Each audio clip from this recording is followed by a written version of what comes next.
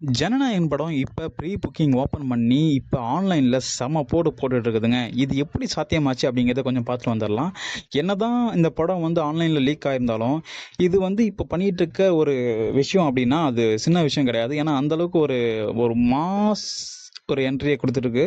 ஏன் அப்படி சொல்லணும்னா மாஸ் ஓப்பனிங் கொடுத்துருக்குது லீக்டு ஆனதுக்கப்புறம், மாஸ் ஸ்க்ரீன் அதிகமாக கொடுத்துருக்காங்க, அதாவது மோஸ்ட் ஸ்க்ரீன் அதிகமாக கொடுத்துருக்காங்க லீக்டு ஆனதுக்கப்புறம். அது மட்டும் இல்லாமல் மாயாஜாலில் 48 ஷோ போட்டிருக்காங்க. 48 ஷோவுமே சோல்ட் அவுட் ஆயிடுச்சு. அதுவும் லீக்கான மூவி. இதை பற்றி நான் என்ன சொல்லணும் அப்படின்னு நீங்கள் இன்னும் எதிர்பார்க்குறீங்கன்னா, இந்த படம் நல்லா இருக்கும் நல்லா இல்லையோ, ஆனால் இது எதுக்காக இவ்வளோக்கு ஹைப் ஆகிட்டு எந்த அளவுக்கு இந்த மாதிரி புக்கிங்கில் மாஸ் காமிச்சிட்டு இருக்குன்னா, அது ஒரே ஒரு ஃபேஸ்க்காண்டி தான். அது விஜய் தான். முன்னாடி தளபதி விஜய் அப்படின்ட்டு டைட்டில் கார்டு பார்த்துருக்கலாம். ஆனால் இப்போ வரப்போகிறது சிஎம் விஜய், ஜோசப் விஜய் அப்படின்ட்டு வரப்போகுது. இதை எத்தனை பேர் தேட்டரில் பார்க்கறதுக்கு அவளாக வெயிட் பண்ணுறீங்கன்னு தெரியல. ஆனால் யார் வெயிட் பண்ணாலும் நம்ம சேனலுக்கு ஒரு லைக் போட்டுட்டு கமெண்டில் நம்ம விஜயை பற்றி ஏதாவது ஒரு வார்த்தை சொல்லிட்டு போங்க. இல்லைனா கமெண்டில் விஜய்னாச்சும் டைப் பண்ணிட்டு போங்களேன்.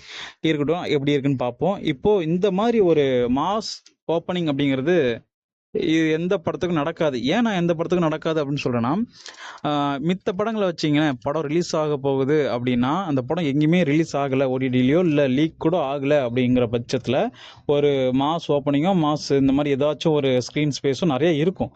ஆனால் இது ஆல்ரெடி லீக் ஆகிட்டு எல்லாரோடையும் ஒரு மாதிரி பேசப்பட்டது, ஆன்லைன்லலாம் வச்சு நிறையா செய்ய ஆரம்பிச்சிட்டாங்க.